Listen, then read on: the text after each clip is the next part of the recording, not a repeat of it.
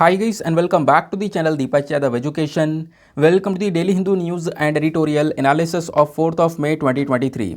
तो गाइज आज है तारीख 4 मई 2023 और है थर्सडे। देखेंगे आज के द हिंदू कंप्लीट न्यूज़पेपर को एनालाइज करेंगे। बट लेक्चर में आगे बढ़ने से पहले अगर आप लोगों को इस लेक्चर का पीडीएफ चाहिए तो क्या करना है, सबसे पहले डाउनलोड करना है टेलीग्राम, देन उसके बाद जाके सर्च बॉक्स में टाइप करना Deepak Yadav education UPSC. As you can see guys आप लोगों को ये वाला चैनल मिल जाएगा, इस पर क्लिक करना और जाकर इस चैनल को ज्वाइन कर लेना। ज्वाइन करने से फ़ायदा क्या होगा, यहाँ पर डेली बेसिस पर लेक्चर का पीडीएफ मिल जाता है, डेली करंट अफेयर के वीडियो का पीडीएफ मिल जाता है और डेली बेसिस पर बहुत सारे डिजिटल नोट्स मिल जाते हैं। नाउ बढ़ते हैं आगे बढ़ने से पहले हमेशा की तरह हम लोग अपने लेक्चर को एक मैप के क्वेश्चन के साथ स्टार्ट करेंगे। तो आज आप सभी लोगों को मैप में जाकर देखना है सर्बिया को कहाँ पर है ये एग्जैक्टली लोकेटेड, इसको अच्छे से मैप में देखना। देन उसके बाद आकर नीचे कमेंट सेक्शन में टाइप करना, जिससे कि आप लोग इसको लंबे समय तक याद रख पाओगे। साथ ही साथ एक क्वेश्चन सॉल्व करेंगे जो कि यूपीएससी प्रीवियस ईयर साल 2013 के प्रीलिम्स में पूछा गया था। डेली बेसिस पर हम लोग यहाँ पर एक प्रीवियस ईयर क्वेश्चन को भी सॉल्व करते हैं। क्वेश्चन बहुत सिंपल सा है, अगर आपको कॉन्सेप्ट क्लियर है तो एक छोटा सा लॉजिक लगाकर पूरे क्वेश्चन को बहुत आराम से सॉल्व कर सकते हो। क्या बोलता है क्वेश्चन, इंडिया के कॉन्टेक्स्ट में नीचे आपको 3 स्टेटमेंट्स दिए गए हैं, बताना है कि इन तीनों स्टेटमेंट्स में से कौन से स्टेटमेंट ऐसे हैं जो कि पार्लियामेंट्री गवर्नमेंट के प्रिंसिपल है, यानी पार्लियामेंट्री गवर्नमेंट के सिद्धांत हैं। स्टेटमेंट 1 बोलता है कि जो मेंबर्स ऑफ द कैबिनेट हैं वही मेंबर्स ऑफ पार्लियामेंट हैं। सेकेंड स्टेटमेंट बोलता है कि ministers hold the office till they enjoy confidence in the parliament. Third statement बोलता है cabinet is headed by the head of state, जो कैबिनेट है वो हेड ऑफ स्टेट हेड करते हैं। हेड ऑफ स्टेट मतलब प्रेसिडेंट हेड करते हैं। तो बताओ यहाँ पर इन तीनों स्टेटमेंट्स में से कौन से सही हैं। नीचे आपको ऑप्शन दिए गए हैं, option A 1 and 2 only, option B 3 only, option C 2 and 3 only, या फिर ऑप्शन डी तीनों के तीनों सही हैं।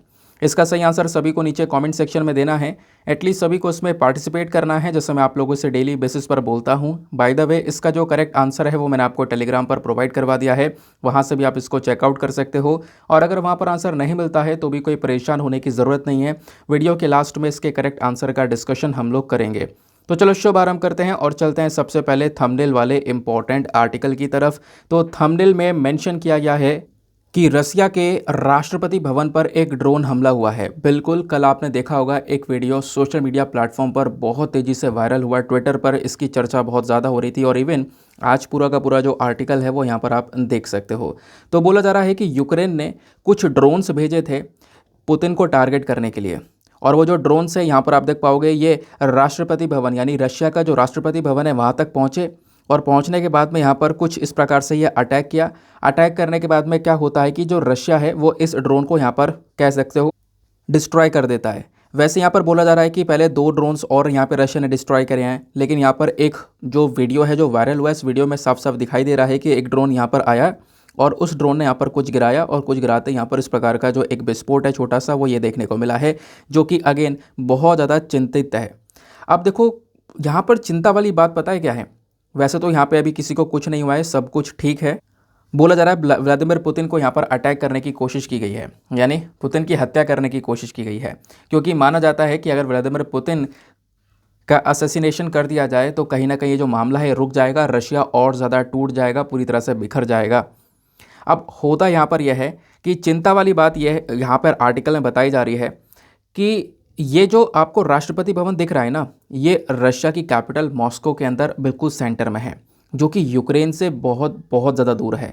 तो यूक्रेन से जो ड्रोन है वो रशिया तक पहुंचा कैसे, यानी कि इस प्रकार से राष्ट्रपति भवन तक कैसे पहुंचा, ये कहीं ना कहीं यहाँ पर जो बात है वो अभी रशिया के डिफेंस सिस्टम के ऊपर कई सारे सवाल उठाने की बात करता है कि रशिया मतलब इतने दूर से यानी यूक्रेन से ड्रोन उड़कर आया और ये बिल्कुल रशिया के डिफेंस सिस्टम के पकड़ में ही नहीं आया और यहाँ तक राष्ट्रपति भवन तक आराम से पहुँचा और उसने अपना जो काम है वो भी कर दिखाया।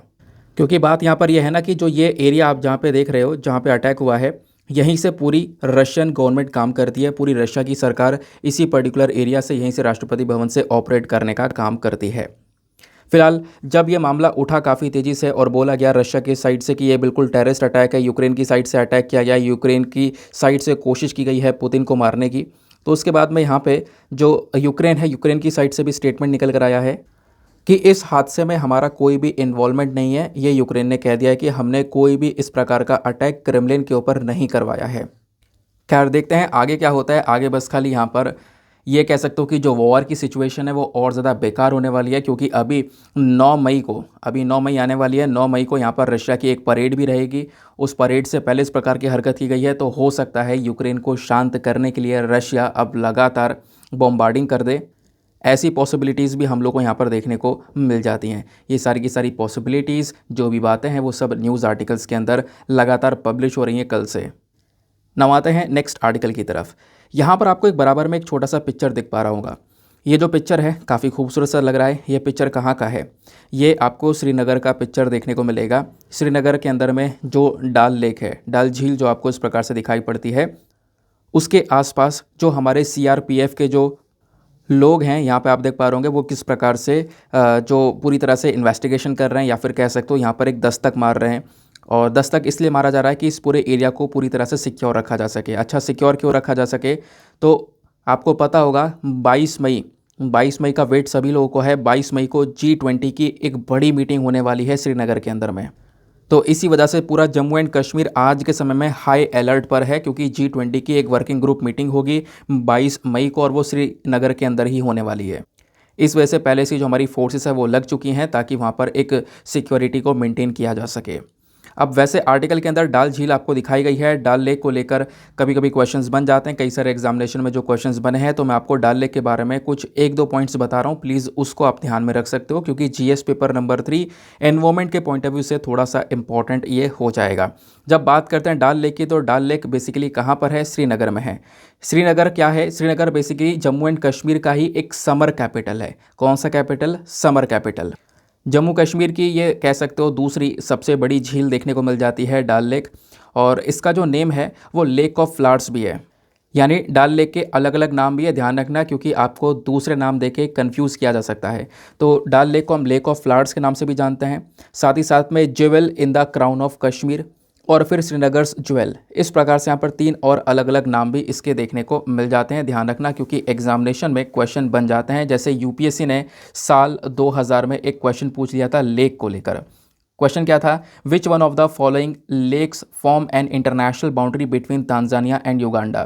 तांजानिया युगांडा दोनों के दोनों अफ्रीकन देश हैं, तो इनके बीच में एक झील है जो कि इन दोनों की बाउंड्री को बनाती है। तो वो कौन सी झील है जो कि एक इंटरनेशनल बाउंड्री बनाती है? ऐसा क्वेश्चन आपसे डायरेक्टली पूछा गया था। इधर ऑप्शन दिए गए हैं चैड लेक, मालावी, विक्टोरिया या फिर जाम्बेजी। तो उसका सही उत्तर है option number D, Zambezi. Sorry, option number D कह रहा हूँ, विक्टोरिया। ऑप्शन नंबर सी इसका सही उत्तर है लेक विक्टोरिया। लेक विक्टोरिया जो है एक इंटरनेशनल बाउंड्री है तांजानिया और युगांडा के बीच में। एक काफ़ी बड़ी झील आपको अफ्रीका में देखने को मिल जाती है। तो ऐसा क्वेश्चन पूछा गया था।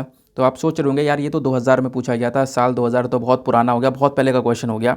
देखो फिर उसके बाद यहाँ पर साल 2022 में भी ऐसे क्वेश्चन पूछे गए हैं। तो साल 2022 पिछले साल प्रीलिम्स में एक क्वेश्चन था। क्वेश्चन क्या था? Which one of the following lakes of West Africa has become dry and turned into desert. कौन सी एक ऐसी झील है, इन नीचे चारों झीलों में से जो नाम दिए गए ना, इनमें से कौन सी एक ऐसी झील है जो कि सूख चुकी है और सूखने के बाद में पूरी तरह से रेगिस्तान में कन्वर्ट हो चुकी है, बदल चुकी है? तो इधर यहाँ पर ऑप्शन दिए गए हैं। Option A Lake Victoria, option B Lake Faguibine, option C Lake Oguta या फिर ऑप्शन डी लेक वोल्टा। तो इसका सही उत्तर है ऑप्शन नंबर बी लेक फैगुबेन। ठीक है, तो यहाँ पर आपने देखा होगा इस प्रकार के क्वेश्चन जो है पूछे जाते हैं, और भी कई सारे क्वेश्चन है, बट मैं आपको एग्जाम्पल के तौर पर 2 क्वेश्चन दिखा रहा हूँ। ठीक है, आगे आते हैं नेक्स्ट आर्टिकल की तरफ। अगला आर्टिकल यहाँ पर आपको नीचे देखने को मिल जाता है ये वाला। इसको जीएस पेपर नंबर 3 इकोनॉमी के पॉइंट ऑफ व्यू से आप लिंक कर सकते हो। यहाँ पे बात की जा रही है पीएमआई के बारे में। अब पीएमआई के बारे में शायद मैंने आपको कल पढ़ाया था या फिर परसों पढ़ाया था, याद नहीं है, बट अभी यहाँ पर एक पिछले 2 दिनों में पढ़ाया है मैंने आपको। देखो होता यह है कि जैसे जैसे महीने ख़त्म होते रहते हैं, जैसे अभी मई का महीना ख़त्म हुआ, सॉरी अप्रैल का महीना ख़त्म हुआ, अप्रैल का महीना ख़त्म होते ही मई का महीना लग गया। तो अभी यहाँ पर ये मई का महीना चल रहा है। तो मई के महीने में हमें पता चलता है कि पिछले महीने यानी कि अप्रैल में कितना ज़्यादा प्रोडक्शन हुआ है, कितनी ज़्यादा मैन्युफैक्चरिंग हुई है, महंगाई क्या थी, कितना ज़्यादा यहाँ पर गुड्स की प्रोडक्शन हुई है, सर्विसेज का लेवल क्या था। ये सारी चीज़ें हम लोग को महीना ख़त्म होने के बाद पता चलती है। जैसे फॉर एग्जांपल अगर ये मई का महीना ख़त्म होता है तो हमें जून के समय में या 1, 2, 3 तारीख में जून में बहुत सारा डेटा आता रहेगा कि पिछले महीने यानी कि मई के महीने में प्रोडक्शन कैसा रहा, मैन्युफैक्चरिंग कैसी रही, गुड सर्विस का पूरा स्टेटस क्या रहा है, महंगाई कैसी रही है। इस प्रकार के जो डेटा हैं, यानी जीएसटी कलेक्शन पिछले महीने कैसा हुआ है, ऐसे डेटा आते रहते हैं। ठीक है। तो अभी जो हम डेटा की बात कर रहे हैं वो है पीएमआई का। पीएमआई मतलब परचेसिंग मैनेजर्स इंडेक्स के बारे में। तो परचेसिंग मैनेजर इंडेक्स का जो मैंने आपको डेटा है गुड्स को लेकर वो कल ही कवर किया है। अब बात आती है सर्विसेज को लेकर।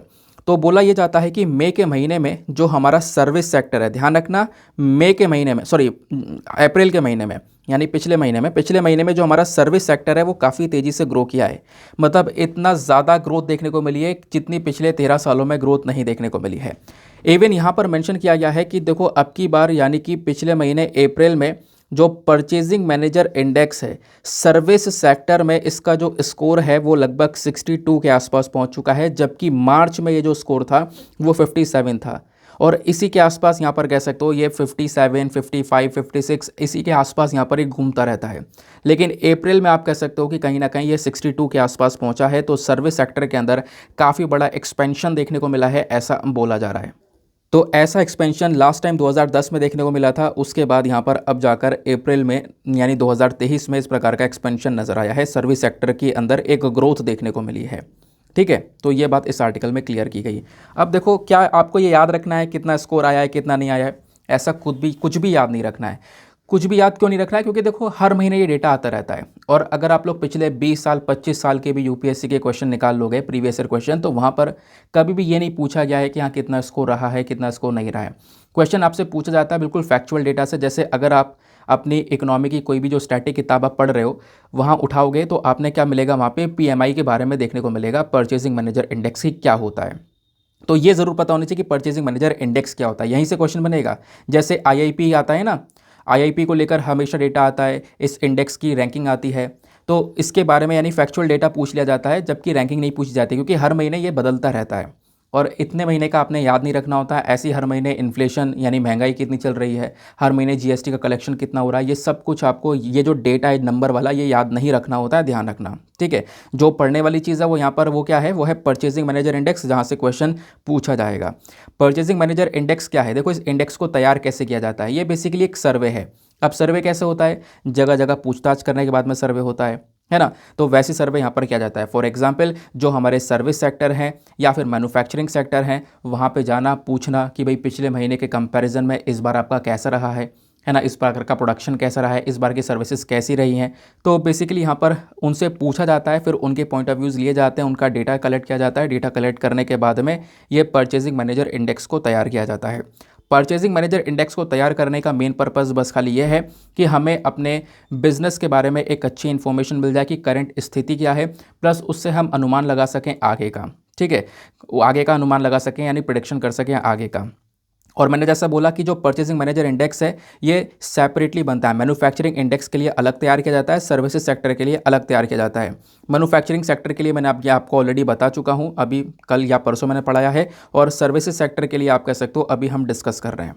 ठीक है, तो परचेजिंग मैनेजर इंडेक्स में कुछ नंबरिंग दी जाती है 0 से लेकर 100 के बीच में, 0 से लेकर 100 के बीच में। और ध्यान रखना हमेशा अगर 50 से ऊपर नंबर है यानी कि 50 से ऊपर है ये स्कोर, तो इसका मतलब है कि उस एरिया में यानी कि उस पर्टिकुलर एरिया में ग्रोथ हुई है। जैसे कि अभी यहाँ पर आपने देखा पिछले महीने मार्च के महीने में जो ये purchasing manager index service sector का स्कोर था वो लगभग 57.8 था, तो मतलब ये भी ग्रोथ हुई थी। फिर अप्रैल के महीने में ये 62 पहुँच चुका है और अप्रैल के महीने में सबसे ज़्यादा एक्सपेंशन देखने को मिला है सर्विस सेक्टर में। तो 0 से लेकर 100 के बीच में जो नंबरिंग है वो यहाँ पर दी जाती है, आपने इसके बारे में ध्यान रखना है। सवाल ये आता है कि ये जो परचेजिंग मैनेजर इंडेक्स है इसको तैयार कौन करता है। अब ध्यान रखना महीने की स्टार्टिंग में यहाँ पर ये पब्लिश हो जाता है। जैसे अभी महीने की शुरुआती तो चल रही है, तो लगभग 2-3 में या फिर 3 या 4 तारीख में, हर महीने की 3 या 4 तारीख में ये पिछले महीने का डेटा लेकर आ जाता है, तो महीने की स्टार्टिंग में ये पब्लिश हो जाता है। इससे हम क्या करते हैं, अपनी जो इकोनॉमिक एक्टिविटी है उसके बारे में और ज़्यादा एनालिसिस अच्छे से कर सकते हैं। ये जो परचेजिंग मैनेजर इंडेक्स है इसको तैयार कौन करता है, तो IHS मार्केट यहाँ पर इसको तैयार करता है।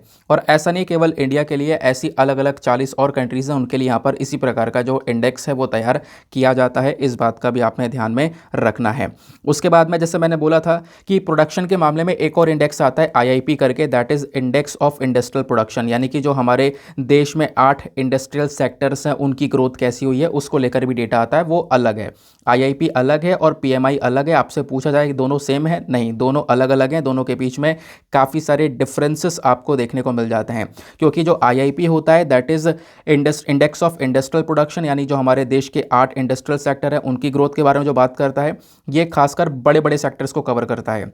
जबकि जो हमारा पीएमआई है, परचेजिंग मैनेजर इंडेक्स, ये यहाँ पर छोटे छोटे सेक्टर्स को कवर करने की कोशिश करता है। ये आपने ध्यान में रखना है।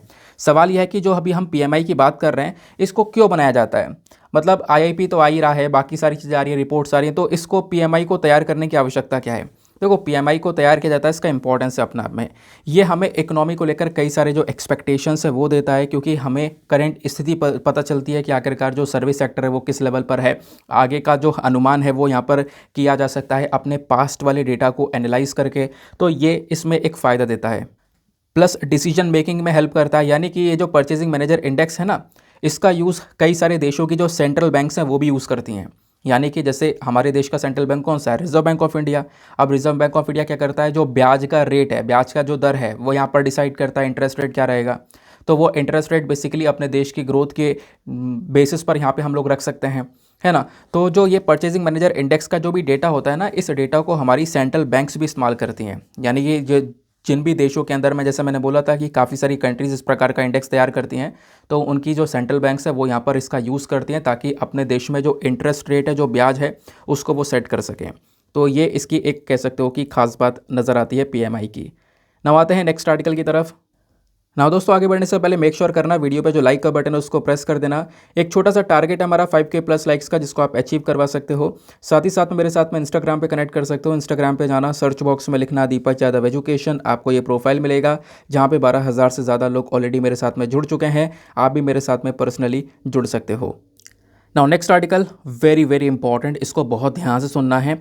आने वाले समय में इस आर्टिकल की बहुत चर्चा होने वाली है। कई सारे एडिटोरियल्स भी आने वाले समय पे इस आर्टिकल के ऊपर लिखे जाएंगे। देखो, कल क्या थी? कल थी तारीख 3 मई, और 3 मई को होता है world freedom index, sorry world freedom day हम लोग यहाँ पर मनाते हैं, सॉरी प्रेस फ्रीडम डे, ठीक है। अब प्रेस फ्रीडम डे को सेलिब्रेट किया जाता है, ऑब्जर्व किया जाता है, और इसी तारीख को यानी कि 3 मई को जब प्रेस फ्रीडम डे का सेलिब्रेशन चल रहा होता है, तो एक फ्रीडम इंडेक्स की जो रिपोर्ट है वो आती है। प्रेस फ्रीडम इंडेक्स यानी कि दुनिया भर में कौन कौन से देश हैं जहाँ पर जो प्रेस है, जो जर्नलिस्ट हैं, उनको फ्रीडम मिलता है ऑपरेट करने के लिए, वो काफ़ी फ्री होते हैं, यानी खुलकर यहाँ पे वो ऑपरेट कर सकते हैं, खुलकर जो अपनी खबरें हैं वो यहाँ पर दिखा सकते हैं, ठीक है। तो जो जिस देश में यहाँ पर ये जो प्रेस को अच्छी फ्रीडम मिल रही होगी, उसकी ऑब्वियस सी बात है रैंकिंग के अंदर में टॉप पोजीशन आई होगी, और जिस भी देश में जो जर्नलिस्ट हैं उनको अगर फ्रीडम नहीं मिल रही होगी, तो कहीं ना कहीं उन देश की जो रैंकिंग है वो बॉटम पर आ रही होगी। और ऐसा ही यहाँ पर ये जो पूरी रैंकिंग है, हर किसी रैंकिंग को तैयार किया जाता है। तो इंडिया की जो रैंकिंग है साल 2023 के वर्ल्ड फ्रीडम इंडेक्स के अंदर में, वर्ल्ड फ्रीडम बोल रहा हूँ बार बार, वर्ल्ड प्रेस फ्रीडम, ध्यान रखना, जो 2023 का वर्ल्ड प्रेस फ्रीडम इंडेक्स आया है, इस प्रेस फ्रीडम इंडेक्स के अंदर में साल 2023 में जो भारत की रैंकिंग है वो है 161। ध्यान रखना, वनडे एग्जामिनेशन में आपसे डायरेक्टली पूछा जा सकता है। 161वीं रैंकिंग है 180 देशों में से। और मैं आपको बता दूं, इंडिया पिछले साल के कंपैरिजन में, यानी कि साल 2022 के कंपैरिजन में अब की बार 11 पायदान और नीचे गिर चुका है। इसमें रैंकिंग हमारी और बुरी हो चुकी है पिछले साल के कंपैरिजन में। लास्ट टाइम यहाँ पर लगभग 151 थी, उसके बाद गिर कर ये सीधे 161 पर इंडिया आ चुका है 180 कंट्री में से। तो स्थिति काफ़ी ख़राब है, ऐसा ये रिपोर्ट दिखाती है। और शॉकिंग बात यहाँ पर यह है कि इस रिपोर्ट के अंदर में पाकिस्तान की रैंकिंग इंडिया से अच्छी है। मतलब पाकिस्तान में जो जर्नलिस्ट हैं उनको ज़्यादा फ्रीडम है ऑपरेट करने में। उसके बाद में अफ़गानिस्तान की रैंकिंग भी भारत से अच्छी है। अब आप थोड़ा सा इस चीज़ को भी शॉक हो जाओगे सुनकर कि क्या अफ़गानिस्तान की रैंकिंग, हाँ, अफ़गानिस्तान जहाँ पर पूरी तरह से तालिबान काम कर रहा है और बहुत से रिस्ट्रिक्शंस उन्होंने लगा रखे हैं, तो उसकी रैंकिंग भी काफ़ी ज़्यादा आपको अच्छी देखने को मिल जाती है। खासकर इंडिया से यहाँ पर अच्छी रैंकिंग दी गई है। और 180 में से 180 मार्क्स किसको मिले हैं? मतलब कि सबसे बॉटम पर कौन है? तो सबसे बॉटम पर नॉर्थ कोरिया को रखा गया है। नॉर्थ कोरिया बिल्कुल 180th रैंक पर आपको देखने को मिल जाएगा फुल मार्क्स के साथ में।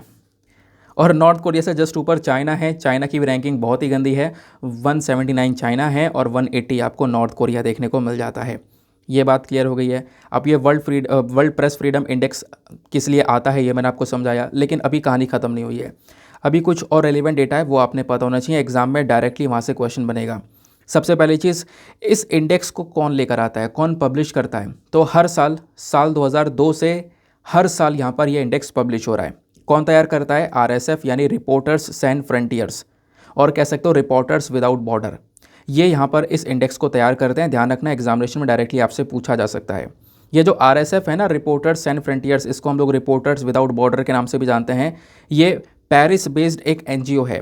पेरिस के अंदर में कह सकते हो एक NGO है, एक नॉन गवर्नमेंटल ऑर्गेनाइजेशन है, जो कि यहाँ पर United nation, UNESCO, council of Europe के साथ में मिलकर काम करती है। और काउंसिल ऑफ यूरोप के साथ मिलकर इसके अलावा जो OIF है, that is Organisation of the Francophone, इसके साथ मिलकर काम करती है। अब ये OIF क्या है? देखो, OIF के अंदर में टोटल 54 फ्रेंच बोलने वाले यहाँ पर नेशंस आपको देखने को मिल जाएंगे, उन्हीं का ये ग्रुप है OIF। ठीक है। अब इस इंडेक्स में क्या किया जाता है? कंट्रीज़ की रैंकिंग दी जाती है। किस बेसिस पर दी जाती है? कि उस देश के अंदर में जो जर्नलिस्ट हैं उनको कितनी ज़्यादा फ्रीडम दी जा रही है, जर्नलिस्ट को कितनी फ्रीडम दी जा रही है। ये क्वालिटी की बात नहीं कर रहा है कि क्वालिटी क्या है, जर्नलिस्ट को फ्रीडम मिल रही है या नहीं मिल रही है, खुलकर बोल पा रहे हैं या नहीं बोल पा रहे हैं, इस चीज़ को लेकर यहाँ पर ये जो इंडेक्स है वो रैंकिंग को तैयार करता है। आई होप आपको क्लैरिटी मिल चुकी है। अब इस इंडेक्स में जो रैंकिंग है उसमें जो स्कोर दिया जाता है किसी भी देश को, वो 0 से लेकर 100 के बीच में स्कोर दिया जाता है।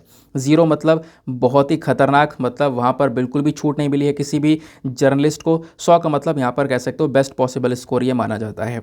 बाकी रैंकिंग मैंने आपको बताया 180 देशों की रैंकिंग है, 180 देश की रैंकिंग तैयार की गई है, जिसमें इंडिया की रैंक 161 आपको देखने को मिल जाती है। अब इसमें टॉप किस किसने किया है वो भी मैं आपको आगे बताऊंगा, थोड़ा सा वेट करो, धीरे धीरे करके चीज़ों को समझेंगे। ये बात क्लियर हो गई। अब उसके बाद थोड़ा सा जान लो वर्ल्ड प्रेस फ्रीडम डे के बारे में, क्योंकि हर साल 3 मई को world press freedom day observe किया जाता है और इसी दिन यहाँ पर ये जो इंडेक्स है ये भी रिलीज़ होता है। ये जो दिन है इसको यहाँ पर ऑब्जर्व करना स्टार्ट किया गया था यूनाइटेड नेशन जनरल असेंबली के थ्रू 1993 में। ठीक है, तब से यहाँ पर इसका ऑब्जर्वेशन चल रहा है और ये जो दिन है ये कहीं ना कहीं यहाँ पर एक चीज़ को और मार्क करता है। 1991 में एक डिक्लेरेशन एडॉप्ट किया गया था जिसका नाम था विंडोक डिक्लेरेशन। ठीक है, उस चीज़ को भी याद करने का ये काम करता है।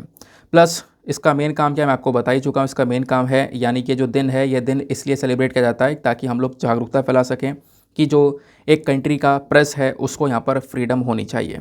बात क्लियर हो गई। अब आपने ध्यान में एक चीज़ और रखनी होगी कि बाकी कंट्रीज़ की रैंकिंग क्या क्या आपको देखने को मिलेगी।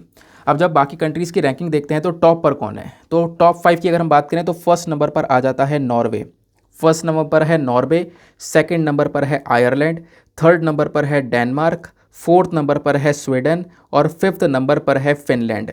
ये 5 टॉप कंट्रीज़ है जहाँ पर इनको इंडेक्स में टॉप 5 पोजीशन मिली है, यानी कि यहाँ पर जो जर्नलिस्ट है उनको प्रॉपर फ्रीडम मिला हुआ है। उसके बाद मैं बॉटम में आपको बता ही चुका हूँ, 188 नंबर पर नॉर्थ कोरिया है, 179 नंबर पर आपको चाइना देखने को मिल जाता है। बात करेंगे पाकिस्तान की, तो पाकिस्तान की जो रैंकिंग है वो यहाँ पर इम्प्रूव हुई है ऐसा बोला जा रहा है। पाकिस्तान की रैंकिंग 150वीं है और लास्ट ईयर 157 थी। और इंडिया की रैंक यहाँ पर और गिर चुकी है, इंडिया की रैंक 161 पहुँच चुकी है। इवन श्रीलंका के अंदर भी इंप्रूवमेंट नज़र आया है। श्रीलंका की रैंकिंग 2022 में 146 थी, जो कि बढ़िया होकर 135 हो चुकी है। इसके अलावा अफगानिस्तान की रैंकिंग भी इम्प्रूव हुई है, जैसे मैंने आपको बताया है। बाकी ये जो टॉप कंट्रीज़ हैं उसके बारे में मैंने आपको ऑलरेडी बता दिया है। नॉर्वे, आयरलैंड, डेनमार्क, ये टॉप 3 कंट्रीज़ हैं इस पर्टिकुलर प्रेस फ्रीडम इंडेक्स के पोजीशंस पर। और अगर लास्ट पोजीशन देखें तो वियतनाम, चाइना, नॉर्थ कोरिया, यानी कि 178 वियतनाम, 179 रैंक चाइना और 180th रैंक यहाँ पर नॉर्थ कोरिया। ये बिल्कुल टॉप 3 बॉटम कंट्रीज़ आपको देखने को मिल जाती हैं इस इंडेक्स के अंदर में। आई होप आपको इस चीज़ें समझ में आ चुकी हैं। ये तो हमने आर्टिकल की बात कर ली है। अब इसके अलावा अगर हम थोड़ा संविधान से कुछ चीज़ उठाकर पढ़े, है ना, यानी कि जो ये प्रेस फ्रीडम है इसके बारे में कोई चीज़ लिखी गई है या नहीं लिखी गई है, तो मैं आपको उसके बारे में थोड़ा सा और डिटेलिंग्स प्रोवाइड करवा देता हूँ, आपको बहुत हेल्प हो जाएगी। हम बात करेंगे जो फ्रीडम ऑफ प्रेस है इंडिया में, तो वो कहाँ पर लिखा गया है एग्जैक्टली, उसको लेकर क्या क्या लॉज आपको देखने को मिलेंगे। देखो, जो हमारा कॉन्स्टिट्यूशन है, कॉन्स्टिट्यूशन जो कि सबसे बड़ा लॉ है ना, मतलब हमारा जो संविधान है वो बेसिकली गारंटी देता है फ्रीडम ऑफ स्पीच के बारे में। आपको पता है संविधान के अंदर में फंडामेंटल राइट्स भी हैं आपके पास में, आर्टिकल 12 से लेकर 35 तक सारे के सारे फंडामेंटल राइट्स हैं। उसमें आर्टिकल 19 को उठाओगे तो बात करता है freedom of speech and expression के बारे में। किसी भी व्यक्ति को इंडिया में खुलकर बोलने का, अपने पॉइंट ऑफ व्यूज़ रखने का हक है ना। तो यहीं पर फ्रीडम ऑफ स्पीच को एक प्रोटेक्शन मिल जाती है आर्टिकल 19 के तहत। और इसी आर्टिकल 19 में फ्रीडम ऑफ प्रेस की भी चर्चा की गई है। जो फ्रीडम ऑफ प्रेस है, फ्रीडम ऑफ प्रेस को कहाँ पे प्रोटेक्शन मिल जाती है? हमारे article 19 clause 1 sub clause A के तहत यहाँ पर फ्रीडम ऑफ प्रेस को भी प्रोटेक्शन दी जाती है। वैसे ये सभी सिटीजन्स को यहाँ पर कह सकते हो राइट है, हक है कि वो खुलकर बोल सके, अपने आप को एक्सप्रेस कर सकें। फिर उसके बाद में ये तो मैंने आपको संविधान का आर्टिकल 19 के बारे में बताया। उसके अलावा लगभग बात है 1950 की। 1950 में सुप्रीम कोर्ट के अंदर एक केस जाता है Romesh Thapar versus state of Madras का, और उस केस में यहाँ पर सुप्रीम कोर्ट ने ऑब्जर्व करते हुए ये बोला है कि जो फ्रीडम ऑफ प्रेस है ये सबसे इंपॉर्टेंट पार्ट होता है किसी भी डेमोक्रेसी का। यानी कोई भी जो डेमोक्रेटिक कंट्री है ना, जहाँ पर बेसिकली पूरा लोकतंत्र चल रहा है, वहाँ पर कहीं ना कहीं जो ये फ्रीडम ऑफ प्रेस है वो होना काफ़ी ज़्यादा ज़रूरी है। यानी कि जो हमारे जर्नलिस्ट हैं उनके पास में छूट होना ज़रूरी है, ना कि चाइना की तरह। हाउएवर आप देखोगे जो फ्रीडम ऑफ प्रेस है ये ऐसा नहीं कि अगर किसी को बोलने का हक दिया है या प्रेस को फ्रीडम मिला है खुलकर काम करने का तो पूरी तरह से खुली छूट मिली है, ऐसा कुछ भी नहीं है। खैर, मैंने जैसे बोला कि जो फ्रीडम ऑफ प्रेस है, जो प्रेस वाले हैं ना, इनको प्रोटेक्शन मिल जाती है आर्टिकल 19 में क्लॉज 1 सब क्लॉज ए के तहत। लेकिन यहीं पर इनके ऊपर कुछ रोक टोक भी लगाई जाती है। अब रोक टोक किस बात की? वो रोक टोक के बारे में बताया गया है आर्टिकल 19 क्लॉज 2 में। आर्टिकल 19 जो है क्लॉज 2 क्या बोलता है कि आप ठीक है कुछ भी बोल सकते हो, लेकिन ध्यान रखना है कुछ ऐसा ना बोल दो जो हमारे देश के खिलाफ हो, देश की सॉवरेनिटी इंटीग्रिटी को अफेक्ट कर रहा हो, देश की सिक्योरिटी के लिए यहाँ पर खतरा हो, हमारा खास दोस्त अगर कोई कंट्री है ना, तो उसके साथ में रिलेशंस ख़राब कर रहा हो, या फिर कोर्ट को बदनाम कर रहा हो, किसी को डिफेम कर रहा हो, तो इस प्रकार की बातें भी नहीं बोलनी है। वो चीज़ों को लेकर रिस्ट्रिक्शन लग जाती हैं, ये चीज़ें आपने नहीं बोलनी है, ठीक है। तो फ्रीडम ऑफ प्रेस है आपके पास में, फ्रीडम ऑफ स्पीच, आप खुलकर बोल सकते हो, लेकिन इन चीज़ों का आपने ध्यान में रखना होगा, यहाँ पर रिस्ट्रिक्शंस लग जाती हैं, ठीक है। अब देखो ऐसे क्वेश्चन बनते रहते हैं। यूपीएससी ने 2017 में, ज़्यादा पुराना भी नहीं है, 2017 में एक क्वेश्चन पूछा गया था। क्वेश्चन क्या था? Which of the following gives global gender gap index. जैसे मैंने भी आपको यहाँ पर ये प्रेस फ्रीडम इंडेक्स के बारे में पढ़ाया है ना, वैसे एक ग्लोबल जेंडर गैप इंडेक्स भी आता है। तो क्वेश्चन आपसे पूछ लिया गया कि ग्लोबल जेंडर गैप इंडेक्स को कौन रिलीज करता है? Option A World Economic Forum, option B United Nation Human Right Council, option C UN Women, या फिर option D World Health Organization. तो इसका सही उत्तर क्या हो जाएगा? ऑप्शन नंबर ए यानी वर्ल्ड इकोनॉमिक फोरम। तो वर्ल्ड इकोनॉमिक फोरम यहाँ पर ग्लोबल जेंडर गैप इंडेक्स को रिलीज़ करता है। क्लियर हो गया? समझ गए क्या ध्यान रखना है? ठीक है, मैं आपको दिखाता हुआ चल रहा हूँ, एग्जाम्पल भी दिखा रहा हूँ कि यहाँ क्या क्या चीज़ें पढ़कर जानी है। आगे आते हैं, नेक्स्ट आर्टिकल पर आते हैं। देखो अगले आर्टिकल में ज़्यादा दिमाग नहीं मारना है यार, इसको स्किप कर देना, क्योंकि ये आर्टिकल हम कल पढ़ेंगे। कल क्यों पढ़ेंगे? क्योंकि देखो आज ना गोवा में एक मीटिंग होने वाली है हमारी शांघाई कोऑपरेशन ऑर्गेनाइजेशन की। आज ये मीटिंग होगी जहाँ पर हमारे एक्सटर्नल अफेयर मिनिस्टर जयशंकर साहब जो है बातचीत करेंगे चाइना के मिनिस्टर्स से, रशियन मिनिस्टर से, और इवन यहाँ पर जो पाकिस्तान के फॉरेन मिनिस्टर हैं बिलावल भुट्टो, इनके साथ भी पहली मीटिंग होने वाली है, आप ऐसा कह सकते हो। बहुत समय से कोई मीटिंग नहीं हुई है पाकिस्तान के साथ में, तो अब ये मीटिंग होने वाली है बहुत लंबे समय बाद। तो आज होगी मीटिंग गोवा में, देखेंगे क्या क्या डिस्कशन किया जाएगा। जो भी डिस्कशन किया जाएगा वो सब कल पब्लिश होगा, तो कल आपके पास में कन्फर्म्ड रिपोर्ट आएगी। अभी बस खाली प्रेडिक्शन है, अंदाज़ा है, ये टॉपिक पे चर्चा करेंगे, लेकिन एक बार बातचीत हो जान दो। ऐसे आर्टिकल को आपने तभी पढ़ना चाहिए जब ये मीटिंग पूरी तरह से कंप्लीट हो जाए। आज हो जाएगी, कल आर्टिकल आ जाएंगे, कल आर्टिकल में आपको एक क्लैरिटी मिल जाएगी, काम खत्म, बार बार पढ़ने की आवश्यकता नहीं है, ठीक है। आगे आते हैं। ना यहाँ पर आपको दो आर्टिकल देखने को मिलेंगे, दोनों के दोनों रेलिवेंट हैं।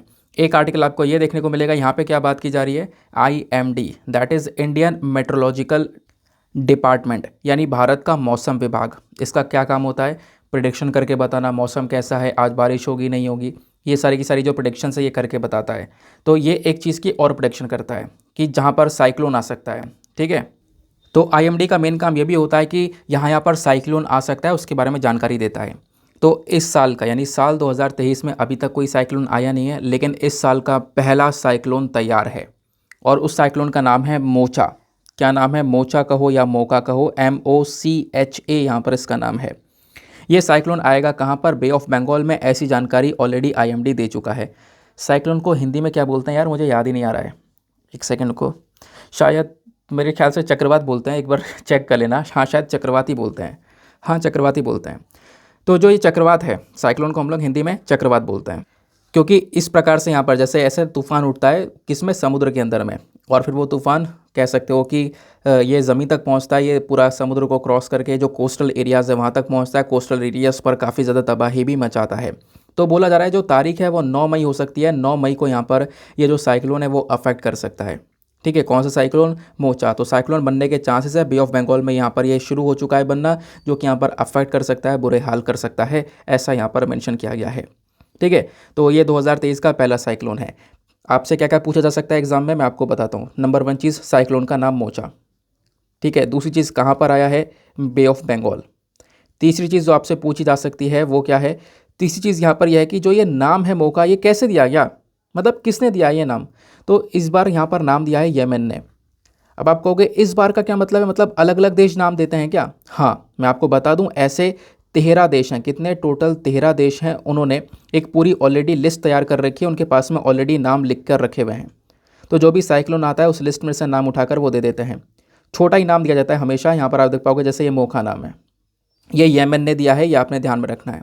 इस प्रकार से पहले कई सारे साइक्लोन हैं जिसको अलग अलग देश जो है नाम देते रहते हैं, लेकिन यही 13 देश नाम देते हैं।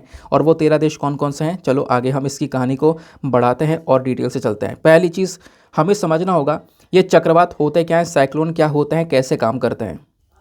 साइक्लोन में समुद्र के अंदर इस प्रकार से जो तूफान है वो बनता हुआ नजर आता है। ठीक है, समुद्र के अंदर यहाँ पर ये तूफान बनता है इस प्रकार से, जैसे यहाँ पे टॉर्नेडो होता है ना, गोल गोल घूमता हुआ, वैसे ही आपको ये देखने को मिल जाता है। ये बनता कैसे है? गर्मी ज़्यादा पड़ने से। अब यहाँ पर जैसे गर्मी, जब सूर्य की किरणें हैं ना, वो ज़्यादातर ट्रॉपिकल रीजन में डायरेक्टली पड़ती हैं। तो गर्मी पड़ने की वजह से जो समुद्र है, पानी गर्म हुआ, यहाँ से भाप ऊपर उठा, वाटर इवेपोरेशन देखने को मिलेगा। जब भाप ऊपर उठता है ना बहुत सारा, तो ऊपर कंडेंसेशन होकर क्लाउड का फॉर्मेशन होता है, यानी कि जो ये भाप ऊपर उठ रहा है वो ठंडा हो रहा है, ऊपर बादल बन रहे हैं, और ऐसे ये प्रोसेस चलता रहता है। और आपको पता है कि जब नीचे से यहाँ पर गर्म होकर कोई चीज़ ऊपर उठती है तो नीचे लो प्रेशर एरिया बन जाता है ना। तो नीचे लो प्रेशर बन जाता है, और लो प्रेशर बनने की वजह से इसके आसपास की जो ठंडी ठंडी हवा है, ठीक है, क्योंकि यहाँ पर जब ये एरिया है यहाँ पर लो प्रेशर बन रहा है, इसके आसपास की जो ठंडी हवा है वो यहाँ पर घुसना स्टार्ट करती है, वो यहाँ पर सीधा इस एरिया को भरना स्टार्ट करती है, क्योंकि यहाँ से हवा उठ गई ऊपर, तो इस एरिया को भरा जाएगा। इस एरिया को भरने के लिए आसपास की हवा जो है इसमें घुसना स्टार्ट करती है, और इसी प्रोसेस के दौरान यहाँ पर इस प्रकार से जो ये सर्कुलेशन है वो बनता है, और ये जो है ना काफ़ी ज़्यादा बवंडर क्रिएट कर देता है कुछ ही देर के अंदर में। ये प्रोसेस ऐसे ही चलता रहता है, इवेपोरेशन होगा, क्लाउड फॉर्मेशन होगा, ये प्रोसेस ऐसे ही चलता रहेगा, चलते चलते यहाँ पर ये एक तूफान बन जाएगा, एक स्टॉर्म बन जाएगा, और फिर उसके बाद में एक भारी भरकम जो हवा है वो लेकर आएगा। हवा कहो या तूफान कहो या आंधी कहो, ये कितनी खतरनाक हो सकती है। तो साइक्लोन को 5 कैटेगरी में बांटा गया है। जैसे कि नंबर 1 कैटेगरी में, अगर मान लो वो जो साइक्लोन आया है उसकी अंदर जो हवा तूफान चल रहा है, उसकी जो स्पीड है, हवा की जो स्पीड है, वो अगर 119 से लेकर 153 किलोमीटर पर आवर के आसपास होगी तो उसको कैटेगरी 1 में रखेंगे। उससे ज़्यादा कोई डैमेज नहीं होगा, ज़्यादा कोई नुकसान नहीं होगा। फिर कैटेगरी 2 में यहाँ पे वो साइक्लोन रखे जाते हैं जो कि कहीं ना कहीं जहाँ पर हवा की जो स्पीड है वो लगभग 154 से लेकर 177 किलोमीटर पर आवर की स्पीड होती है। फिर थर्ड के अंदर में जिसमें विंड स्पीड 178 से लेकर 208। फिर फोर्थ कैटेगरी में 209 से लेकर 251। और कैटेगरी 5 में जो साइक्लोन आता है उसको हम लोग बोलते हैं कैटास्ट्रॉफिक साइक्लोन, यानी कि बिल्कुल डिज़ास्टर क्रिएट कर देता है, क्योंकि वहाँ पर जो विंड की स्पीड होती है वो लगभग 252 किलोमीटर पर आवर से भी ज़्यादा तेज़ होती है। तो आप इमेजिन करो, हवा चल रही है 252 किलोमीटर पर आवर से भी तेज़। ऐसी कंडीशन बहुत रेयरली देखने को मिलती है, बहुत मुश्किल से देखने को मिलती है, लेकिन ऐसे साइक्लोन कैटास्ट्रॉफिक साइक्लोन की कैटेगरी में आते हैं। नाउ मेनली जो आते हैं ट्रॉपिकल साइक्लोन्स होते हैं, इस बात का ध्यान में रखना है। ट्रॉपिकल साइक्लोन्स कौन से होते हैं? जो ट्रॉपिक ऑफ कैंसर और ट्रॉपिक ऑफ कैप्रिकॉर्न के बीच में आते हैं, यानी ट्रॉपिकल रीजन में। ऊपर Tropic of Cancer, Tropic of Capricorn हो गया, ये ऊपर ट्रॉपिक ऑफ कैंसर जा रहा है, ये ट्रॉपिक ऑफ कैप्रिकॉर्न हो गया, नीचे यहाँ पर इक्वेटर हो गया, इसके बीच का जो ये पिंक कलर का हिस्सा दिख रहे हो, तो इसी को हम लोग बोलते हैं ट्रॉपिकल रीजन। और इसमें जो साइक्लोन आते हैं उसको बोला जाता है ट्रॉपिकल साइक्लोन। एक बात और ध्यान रखना, बहुत सिंपल सी बात बता रहा हूँ, क्वेश्चन बना था यूपीएससी के अंदर में और वापस क्वेश्चन बन सकता है कि ये जो साइक्लोन, जो चक्रवात है, अगर ये इंडियन ओशन में आता नहीं, भारत के आसपास आता है, इधर अरेबियन सी में या बे ऑफ बंगाल में, अभी जो साइक्लोन बन रहा है वो इस वाले पार्ट में बन रहा है, बे ऑफ बंगाल में, तो भारत के जब पास में आता है ना इंडियन ओशन में, तो इसको साइक्लोन ही बोलते हैं। लेकिन वही सेम चीज़, ऐसा ही चक्रवात अगर साउथ अमेरिका की साइड में आए, सेंट्रल अमेरिका की साइड में आए, तो इसको हरिकेन के नाम से जाना जाता है। इसको क्या बोला जाता है? हरिकेन। और यही साइक्लोन अगर इधर जापान, चाइना की साइड में आए तो उसको टाइफून के नाम से जानते हैं। और अगर यही चक्रवात ऑस्ट्रेलिया की साइड में आता है तो उसको विली विलीज के नाम से जाना जाता है। क्या नाम है? विली विली के नाम से जाना जाता है। ठीक है, इस बात का ध्यान में रखना है। क्यों? तो आपके क्यों का उत्तर है ये 1995 का क्वेश्चन। 1995 में क्वेश्चन ये था कि जो विली विली है वो क्या है, ऑप्शन ए एक टाइप है ग्रीन ग्राउंड का टेम्परेट रीजन में, या फिर एक विंड है जो कि यहाँ पर रेगिस्तान में बहती है, या फिर ऑप्शन सी एक ट्रॉपिकल साइक्लोन है जो ऑस्ट्रेलिया की साइड में आता है, या फिर एक प्रकार की कॉमन फिश है जो लेकेडिव आइलैंड्स पर पाई जाती है। तो सही उत्तर क्या है? ऑप्शन नंबर सी, जो ऑस्ट्रेलिया के पास में जो ट्रॉपिकल साइक्लोन होता है उसी को हम लोग यहाँ पर विली विली बोलते हैं। ठीक है, तो ऐसा क्वेश्चन पूछ लिया गया था। तो साइक्लोन क्या होता है ये आपने समझ लिया है ना। बेसिकली यहाँ पर एक एयर सर्कुलेशन बनता है लो प्रेशर एरिया के आसपास, और ध्यान में रखना है जो साइक्लोन है ये अगर नॉर्थ हेमिस्फीयर में होगा यानी ऊपर नदन साइड में होगा तो ये जो साइक्लोन है ये एंटी क्लॉकवाइज घूमेगा। कैसे घूमेगा? एंटी क्लॉकवाइज, इस प्रकार से जैसा मैं यहाँ पर अभी ये बना रहा हूँ। और अगर यहाँ पर यही साइक्लोन हमारे साउथ साइड में आता है नीचे सदर्न साइड में तो ये क्लॉकवाइज घूमेगा इस प्रकार से। और इसमें जो हमारी पृथ्वी का रोटेशन है जो घूम रही है पृथ्वी, उसका एक बहुत बड़ा रोल होता है। कभी मैं आपको डिटेल से पढ़ाऊंगा, बट अभी इतनी बात यहाँ पे आप ध्यान में रख सकते हो। ठीक है, फिर उसके बाद में जो ये वर्ड है साइक्लोन ये आया कहाँ से है? ये जो वर्ड है साइक्लोन ये बेसिकली एक ग्रीक वर्ड से आया है जिसको हम लोग साइक्लोस के नाम से जानते हैं। साइक्लोस मतलब होता है कॉइल ऑफ अ स्नेक, जैसे सांप होता है ना लिपटा हुआ बैठा होता है, सांप की जो कॉइल्स होती हैं वहीं से वर्ड लिया गया है। और इस वर्ड को किसने दिया था? हेनरी पेडिंगटन नाम के एक व्यक्ति हैं, उन्होंने यहाँ पर ये जो वर्ड है साइक्लोन ये दिया था। ठीक है, अब बात ये आती है कि साइक्लोन्स कितने प्रकार के होते हैं। दो प्रकार के साइक्लोन देखने को मिलते हैं, एक होते हैं ट्रॉपिकल साइक्लोन और एक होते हैं एक्स्ट्रा ट्रॉपिकल साइक्लोन।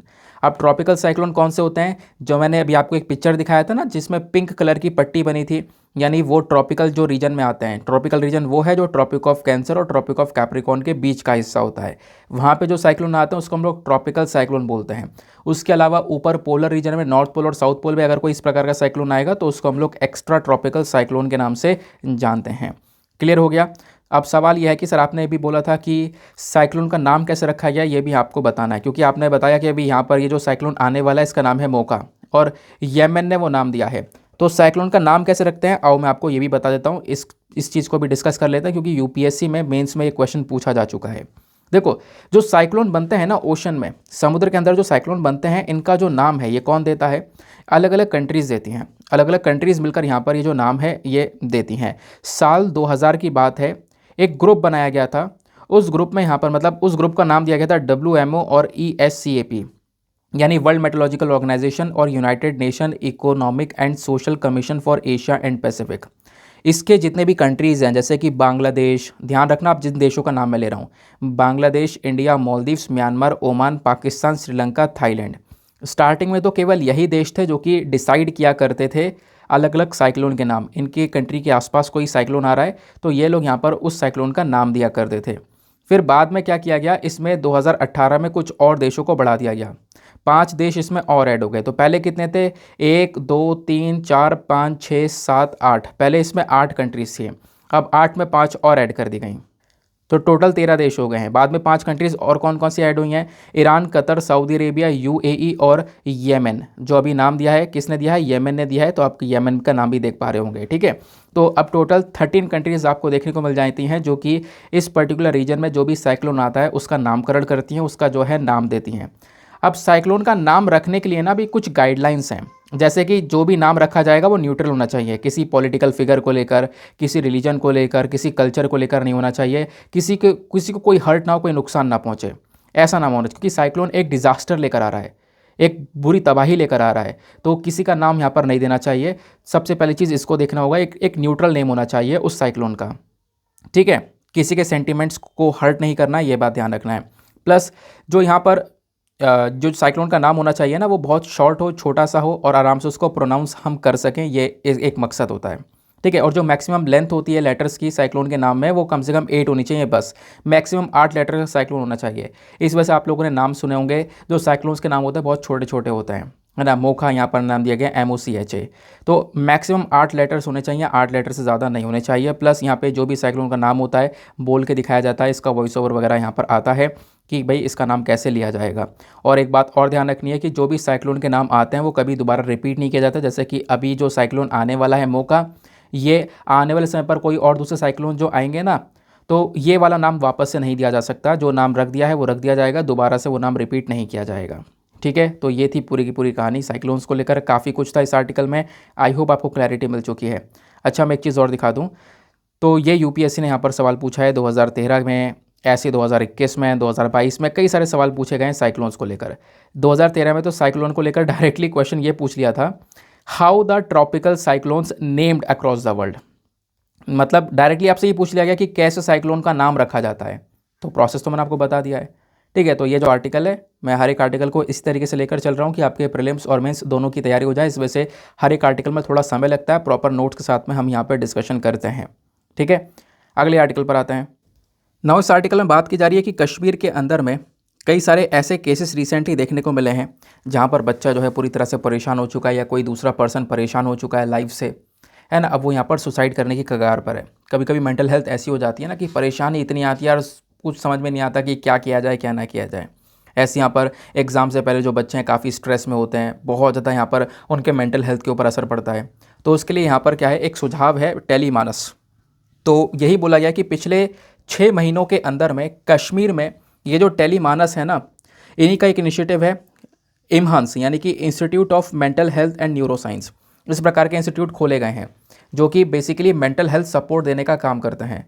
तो आप ये कह सकते हो कि जो ये इम्हांस है ना, ये इसका जो हेडक्वार्टर है श्रीनगर में, हेडक्वार्टर कह सकते हो या एक इंस्टीट्यूट कह सकते हो, श्रीनगर में एक इंस्टीट्यूट बना हुआ है। इनके पास में पिछले 6 महीने में 10,500 के आसपास कॉल आई हैं जहाँ पे मदद मांगी गई है जम्मू कश्मीर के लोगों के थ्रू कि वो परेशानी में हैं, उनके मेंटल हेल्थ के ऊपर एक बुरा असर पड़ रहा है, बहुत डिप्रेशन में जा चुके हैं। तो उस प्रकार की बहुत सारी कंप्लेंट्स आई हैं और बोला जा रहा है कि देखो ये जो मतलब कोई भी व्यक्ति अगर परेशान में है तो उसके लिए यहाँ पर ये आराम से एक टोल फ्री नंबर दिया गया है, उस पर कॉल किया जा सकता है और 24/7 ये जो नंबर है ये अवेलेबल है, किसी भी समय यहाँ पर कॉल किया जा सकता है। ये टोल फ्री नंबर यहाँ पर लिखा हुआ है 14416 और दूसरा नंबर आपको यहाँ पर ये देखने को मिल जाता है।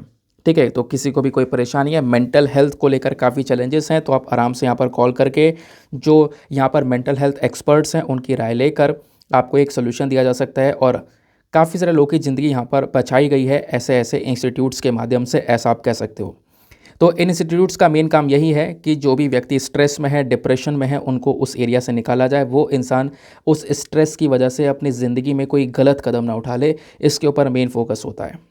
ठीक है, फिर उसके बाद बोला गया है कि देखो अब पिछले महीने की बात है, पिछले महीने में एग्जामिनेशन हुए वहाँ पर और एग्ज़ाम का स्ट्रेस बहुत हुआ। एग्ज़ाम के स्ट्रेस की वजह से लगभग यहाँ पर ये जो सेंटर है ना, यहाँ पे 2,500 से ज़्यादा केसेस निकल कर आए, सीरियस केसेस जहाँ पर बच्चों को मेंटल हेल्थ चैलेंजेस फेस करने पड़े हैं।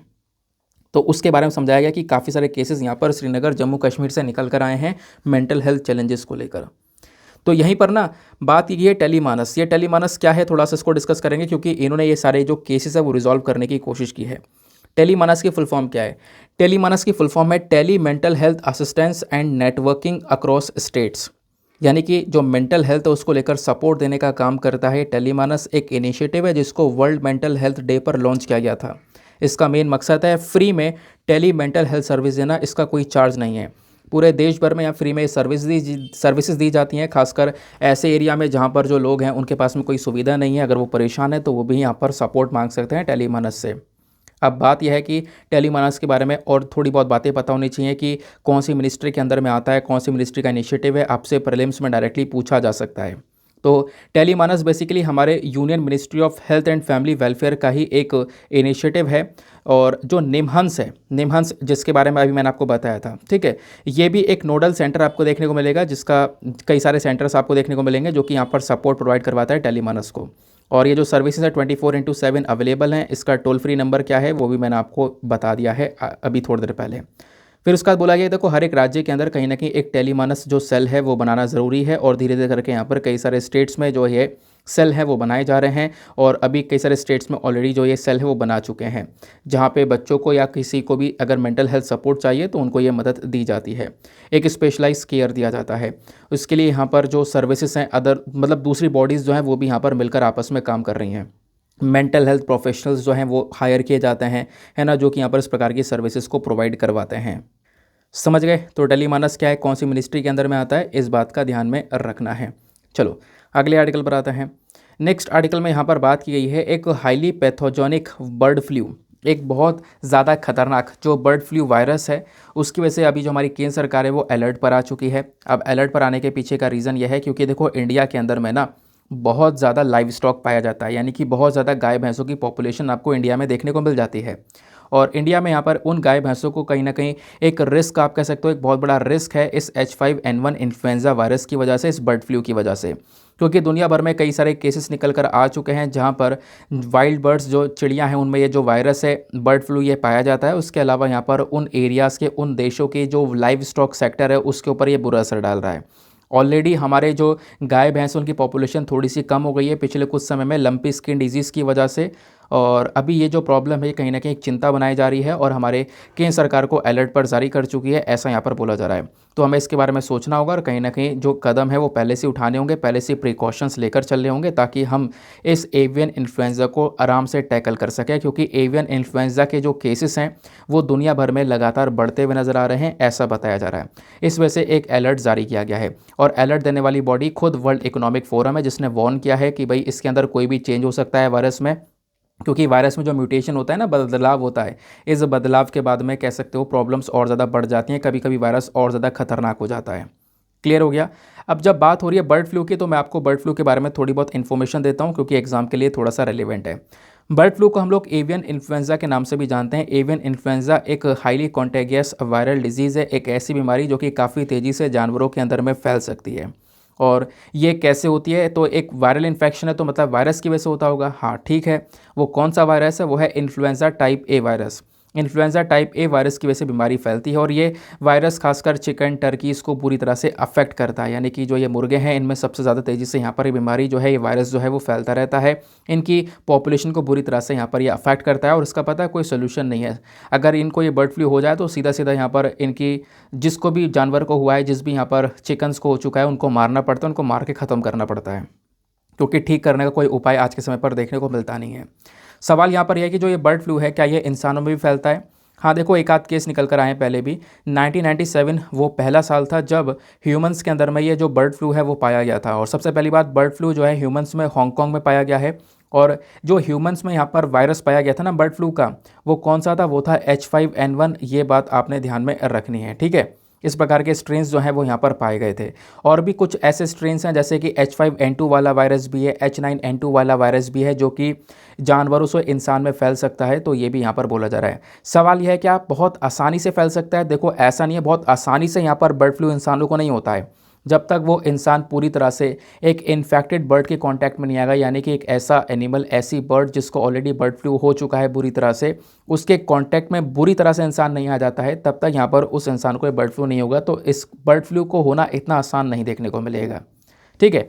फिर कुछ इंपॉर्टेंट इन्फॉर्मेशन है। देखो जैसे बर्ड्स हैं तो बर्ड्स के अंदर में यहाँ पर ये जो बर्ड फ्लू है वो नज़र आता है। उसके अलावा अगर ह्यूमंस को होता है तो उनके रेस्पिरेटरी सिस्टम को डायरेक्टली ये डैमेज करने का काम करता है।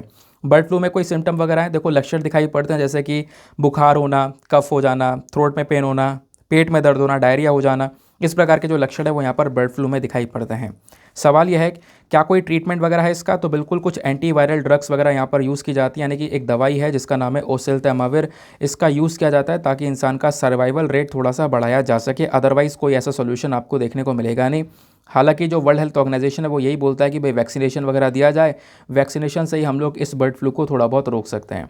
तो इस तरीके से ध्यान में रखना है, ठीक है। तो मैंने आपको H5N1 के बारे में बताया, H5N2 के बारे में बताया, है ना। तो ये वो वाले वायरस है जिसकी वजह से बर्ड फ्लू हो सकता है।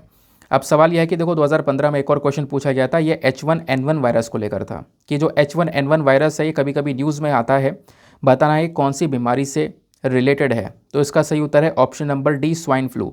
स्वाइन फ्लू से ये रिलेटेड आपको देखने को मिलेगा H1N1। ऐसे ही आपसे H5N1 को लेकर पूछा जा सकता है कि H5N1 कौन सी बीमारी से रिलेटेड है, तो ध्यान रखना है बर्ड फ्लू से H5N1 रिलेटेड है, ठीक है। चलो आगे आते हैं अगले आर्टिकल पर। नेक्स्ट आर्टिकल आपको यहाँ पर बराबर में दिख रहा होगा, एक छोटा सा आर्टिकल है। सरकार क्या कर रही है, सरकार यहाँ पर एक मैनुलेशन लेकर आ रही है ऑर्गन डोनेशन को लेकर। जो अंगदान किया जाता है ना, ऑर्गन को डोनेट किया जाता है, कई सारे लोग क्या करते हैं अपने बॉडी पार्ट्स में से जो ऑर्गन्स उनको डोनेट करने का काम करते हैं। किडनी डोनेट कर दी जाती है, ऐसे कई सारे ऑर्गन्स डोनेट करे जाते हैं। और जो मरा हुआ व्यक्ति होता है, यानी कि किसी की जान जा चुकी है, तो वो तो अपना हार्ट वगैरह भी डोनेट कर सकता है। उसकी जो फैमिली वाले हैं वो यहाँ पर बॉडी से ये जो ऑर्गन्स उनको डोनेट करवा देते हैं, डोनेशन किया जाता है। अभी सारा का जो डोनेशन की प्रक्रिया है ना, वो सब नोटो की वेबसाइट से होती है। नोटो पे ही रजिस्टर करना पड़ता है एक इंसान को, उसके बाद ही वो डोनेशन कर सकता है। नोटो क्या है, तो यह है National Organ and Tissue Transplant Organisation, ठीक है। तो National Organ Tissue Transplant Organisation, ये इस नोटो की फुल फॉर्म है। और ये काम करता है किस चीज़ को लेकर, ट्रांसप्लांटेशन को लेकर, कि यहाँ पर ऑर्गन डोनेशन किसी ने किया है तो बेसिकली एक पर्सन का ऑर्गन निकाल कर दूसरे पर्सन के अंदर में उस ऑर्गन को लगाना, उस अंग को लगाना। तो इन्होंने यहाँ पर क्या किया है, अभी बोला है कि हम लोग काफ़ी सारे डॉक्यूमेंट्स लेकर आने वाले हैं, रिलीज़ करने वाले हैं, कुछ प्रोसीजर्स बताएंगे, स्टेप बाय स्टेप गाइडलाइंस जारी करेंगे कि कैसे कैसे ट्रांसप्लांटेशन किया जा सकता है, ताकि ट्रांसप्लांटेशन करना और ज़्यादा आसान हो। तो इस वजह से यहाँ पर ये न्यूज़ में है कि कुछ गाइडलाइंस आने वाली हैं, कुछ डॉक्यूमेंट्स यहाँ पर जल्दी रिलीज़ किए जाएंगे, जहाँ पर आसानी से चीज़ों को सिखाया जाएगा, कोर्सेस लेकर आए जाएंगे जहाँ पर ट्रांसप्लांटेशन करना सिखाया जाएगा, ठीक है। इस वजह से यहाँ पर ये जो ऑर्गन डोनेशन है वो चर्चा में है, क्योंकि मेन मकसद हमारा यही है कि हम ऑर्गन डोनेशन को अपने देश में बढ़ा सकें, क्योंकि पिछले कुछ समय पर हमने देखा है कि ऑर्गन डोनेशन थोड़े बहुत बड़े हैं। कोविड वाला साल यानी 2020 वाला वो साल था जब ऑर्गन डोनेशन थोड़ा सा कम हुआ है। उस समय पर जायज़ सी बात भी है, क्योंकि सब कुछ बंद था, तो ऑर्गन डोनेशन भी यहाँ पर ना के बराबर हुआ है। लेकिन 2013 से लेकर जब 2022 तक का पूरा आप सफ़र देखोगे तो इस पूरे दौरान ऑर्गन डोनेशन की संख्या बढ़ी है।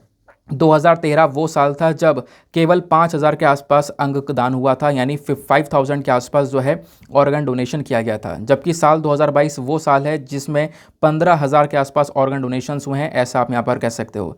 तो बहुत बड़ी यहाँ पर ग्रोथ देखने को मिल रही है। इससे क्या होता है, काफ़ी सारे लोगों को यहाँ पर जीवन मिल सकता है। जैसे यहाँ पर बोला जा रहा है कि जैसे आप साल 2016 का एग्जाम्पल ले लो, साल 2016 में लगभग 2,265 कितने 2,265 जो ऑर्गन्स हैं वो यूज़ किए गए, उनको यूज़ करके एक इंसान में लगाया गया।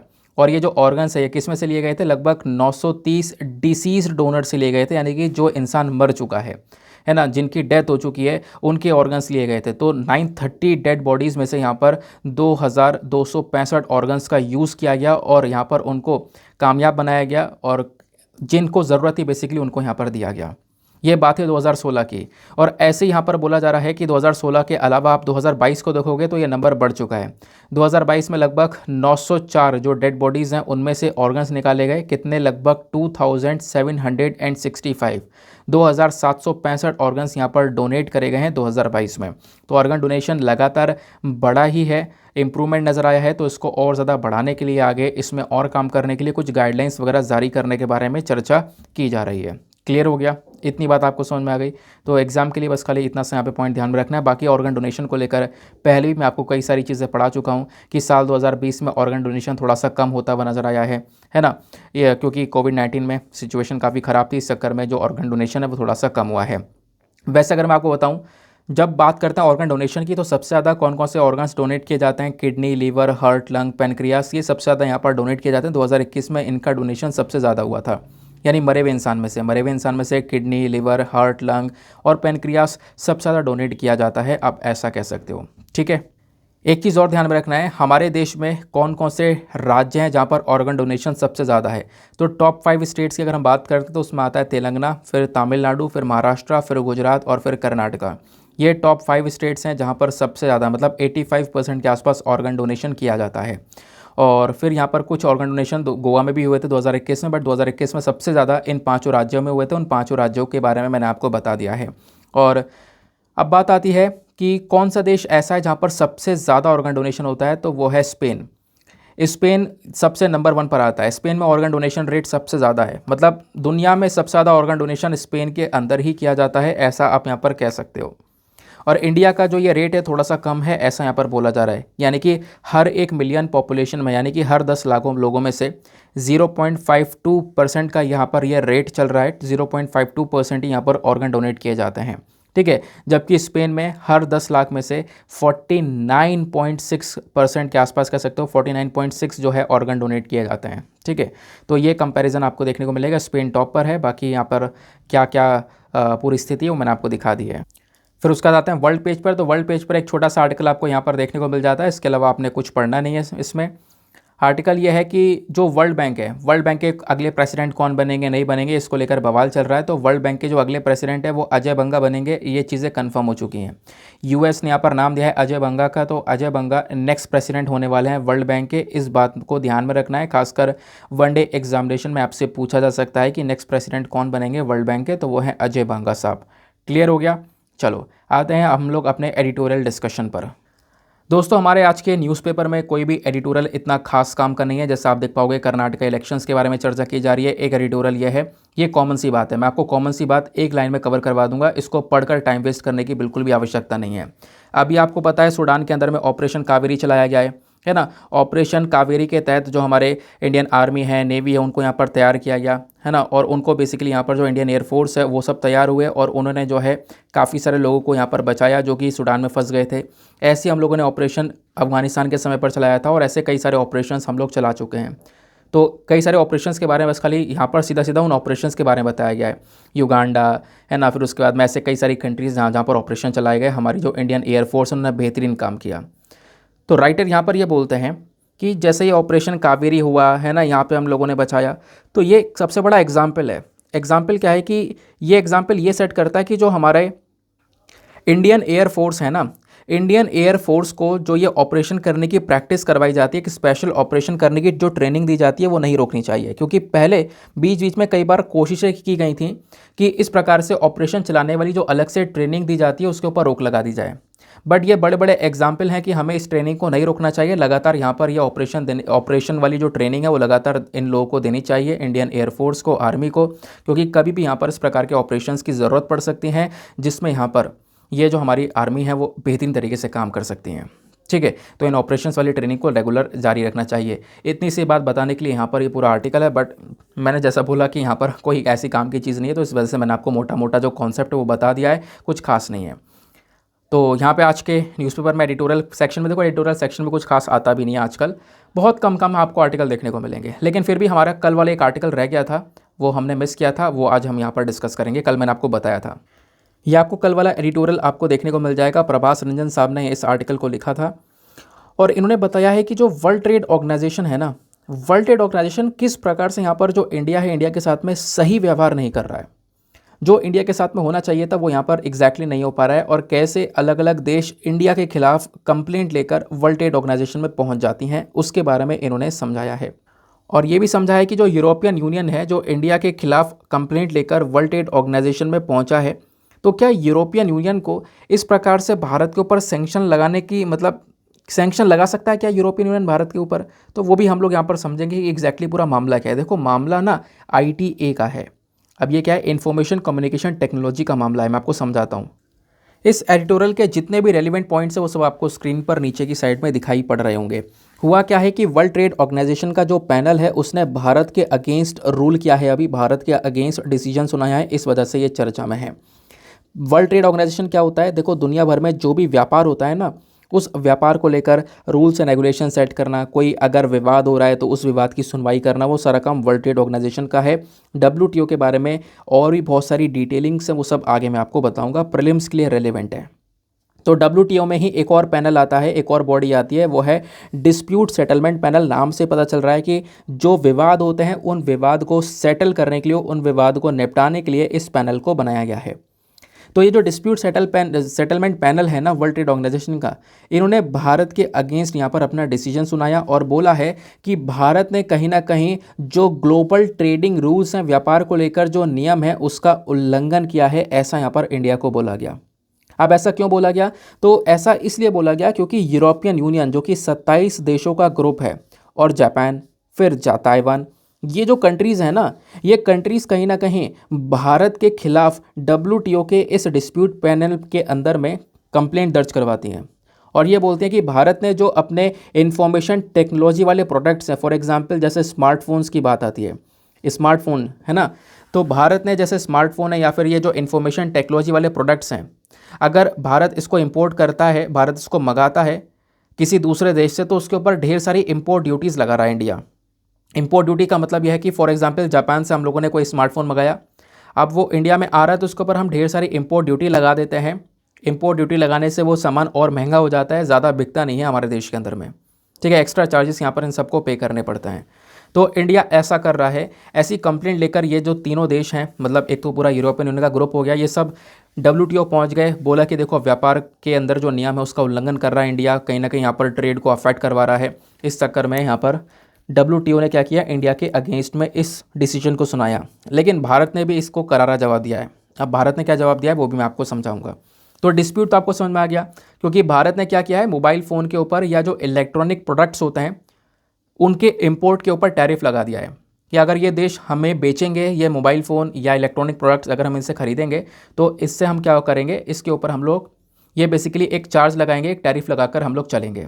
ठीक है, अब देखो ये मामला 2019 से चल रहा है। 2019 में ही यूरोपियन यूनियन, ताइवान, जापान, ये सब यहाँ पर इंडिया के प्रति, इंडिया के अगेंस्ट में WTO में पहुँच गए थे और बोला कि देखो इंडिया जो ये टैरिफ लगा रहा है ये बिल्कुल गलत लगा रहा है और ये जो प्रोडक्ट है खासकर मोबाइल फ़ोन, माइक्रोफोन, इनके ऊपर ये जो है टैरिफ लगा रहा है। और बोला ये जाता है कि देखो इसको लेकर ना एक अग्रीमेंट ऑलरेडी 1996 में कर दिया गया था, यानी कि इंफॉर्मेशन टेक्नोलॉजी का जो ये अग्रीमेंट है ये भारत ने 1996 में साइन किया था और उसके अकॉर्डिंग बात करें, नहीं भारत ने साइन कर लिया है और इसके अकॉर्डिंग कहीं ना कहीं इंडिया को ये टैरिफ नहीं लगाना चाहिए, ऐसी कंप्लेंट लेकर ये WTO में पहुंचे। अब WTO ने भी यहाँ पर इंडिया के अगेंस्ट में जब ये पूरा मामला सुनाया ना, तो भारत यहाँ पर ये बोलता है कि भाई ये देखो 1996 में भले ही हमने ये अग्रीमेंट साइन किया हो, हम मानते हैं, लेकिन हमने अभी भी व्यापार का कोई उल्लंघन नहीं किया है, टैरिफ लगाकर हम लोगों ने कोई उल्लंघन नहीं किया है। क्यों उल्लंघन नहीं किया है? क्योंकि बात ये 1996 की थी। 1996 में जो अग्रीमेंट साइन किया था ना, उस समय पर स्मार्टफोन थे ही नहीं, तो उस समय पर स्मार्टफोन की बात हुई ही नहीं थी। तो हमने केवल स्मार्टफोन के ऊपर टैरिफ लगाया है और वो हम लगाए रखेंगे। क्यों? क्योंकि हम चाहते हैं उन स्मार्टफोन को हम डोमेस्टिकली बनाएं, अपने देश के अंदर यहाँ पर बनाएं, अपने देश के अंदर प्लांट लगाएं, अपने देश के अंदर ग्रो करें, क्योंकि हम चाहते हैं अपनी डोमेस्टिक इकोनॉमी के अंदर ग्रोथ चाहना, स्मार्टफोन्स को अपने देश में बनाना। तो इस वजह से हम यहाँ पर नहीं चाहते ये इंपोर्ट करें, और इंपोर्ट सीधा मना नहीं कर सकते, इस चक्कर में जो टैरिफ वगैरह है वो लगा दी जाती है, इम्पोज किया जाता है। ठीक है, तो इंडिया की साइड से ये स्टेटमेंट निकल कर आया कि भारत का आर्गूमेंट यही है कि देखो भैया उस समय पर ये स्मार्टफोन जैसी चीज़ें एग्जिस्ट नहीं किया करती थी और इस चक्कर में हम लोग जो टैरिफ लगाया है किसी व्यापार का उल्लंघन नहीं किया है और ये हमारे फ़ायदे के लिए है। और पहली बात देखो, हम चाहते ये हैं कि हम लोग ये मोबाइल फ़ोन्स को इंडिया में ग्रो करें और इंडिया में बनाएं और बनाने के बाद में इंडिया से एक्सपोर्ट करें।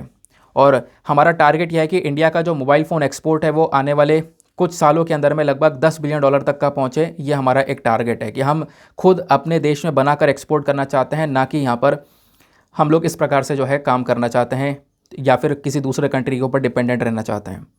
तो खैर ये मैंने आपको समझा दिया कि इंडिया ने यहाँ पर क्या किया है। खैर इंडिया ने पता है WTO के इस डिसीजन के खिलाफ अपील भी कर दिया है कि WTO ने भले ही हमें उल्टा बोल दिया हो, कह दिया हो कि हमने रूल्स का उल्लंघन किया है, लेकिन ऐसा कुछ भी नहीं है। तो WTO के खिलाफ यहाँ पर अपील कर दी गई है। लेकिन आपको ये पता होना चाहिए कि अपील करने से कोई फ़ायदा नहीं है।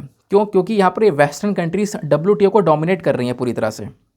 अपील करने के बावजूद भी क्या है कि जो जज केस की सुनवाई करेंगे उन जज का अपॉइंटमेंट ही नहीं हो रहा है। अमेरिका ने उन जज के अपॉइंटमेंट को रोक रखा है, वो जज काम ही नहीं कर रहे हैं। तो कब इस मैटर की सुनवाई होगी कुछ यहाँ पर पता नहीं है। तो मतलब पूरा का पूरा जो वेस्टर्न सेक्टर है ना वो यहाँ पर WTO को कंट्रोल कर रहा है। इस चक्कर में वर्ल्ड ट्रेड ऑर्गेनाइजेशन की जगह इसका नाम वेस्ट ट्रेड ऑर्गेनाइजेशन कर देना चाहिए। समझ गए? तो ये बात क्लियर हो गई कि WTO में क्या क्या इश्यूज चल रहे हैं। तो यूरोपियन यूनियन क्या कर रहा है, भारत के ऊपर सैंक्शंस लगाने की कोशिश कर रहा है, इंडिया के ऊपर सैंक्शंस लगाने की कोशिश कर रहा है कि ये भारत ने रूल्स एंड रेगुलेशंस का उल्लंघन किया है, इसके ऊपर सैंक्शन लगनी चाहिए। बट ऐसा यूरोपियन यूनियन कर नहीं सकता है, ये बात भी ध्यान में रखनी है। तो राइटर ने यहाँ पर यही बोला है, क्या यूरोपियन यूनियन इस प्रकार से व्यापार को लेकर भारत के ऊपर सैंक्शंस लगा सकता है? अगर भारत यहाँ पर अगर कोई रूलिंग फॉलो नहीं कर रहा है, भारत ने यहाँ पर किसी चीज़ का उल्लंघन किया है, तो क्या यूरोपियन यूनियन हमारे ऊपर सैंक्शन लगाएगा? देखो WTO के कानून में कहीं पर भी नहीं लिखा है कि यूरोपियन यूनियन ऐसा कर सकता है। तो यूरोपियन यूनियन को बीच में नहीं आना चाहिए। अगर वो चाह रहे हैं सैंक्शन लगाना तो उसमें वो ऐसा कुछ नहीं कर सकते हैं। ठीक है, WTO किसी भी देश को अलाउ नहीं करता है कि वो किसी दूसरे देश के ऊपर सैंक्शन लगाना स्टार्ट करे, लेकिन यूरोपियन यूनियन ये चाहता है सैंक्शन लगाना इंडिया के ऊपर। जब भी इस प्रकार का कोई विवाद होता है तो सीधा वो डिस्प्यूट सेटलमेंट बॉडी के पास में पहुंचता है, वहां पर मैटर को सुलझाया जाता है, ना कि इस प्रकार की हरकतें की जाती हैं जैसा यूरोपियन यूनियन कर रहा है। क्लियर हो गया? नाउ अब देखो आगे थोड़ा सा यहाँ पे, ये तो मैंने आपको पूरा का पूरा मैटर पढ़ा दिया कि एग्जैक्टली एडिटोरियल में क्या किस चीज़ को लेकर बातचीत की जा रही है। अब सवाल यह है कि थोड़ा सा वर्ल्ड ट्रेड ऑर्गेनाइजेशन के बारे में पढ़ लें, प्रीलिम्स के लिए इंपॉर्टेंट है। देखो वर्ल्ड ट्रेड ऑर्गेनाइजेशन एक इंटरनेशनल ऑर्गेनाइजेशन है जिसका मेन काम क्या होता है, दुनिया भर में जो व्यापार है उसको रेगुलेट करना। WTO नाम की बॉडी को बनाया गया था 1 जनवरी 1995 में, और 1995 से पहले एक और बॉडी हुआ करती थी GATT, यानी कि general agreement on trade and tariff. तो GATT को रिप्लेस करके इसको हटाकर हम लोगों ने WTO बनाया था।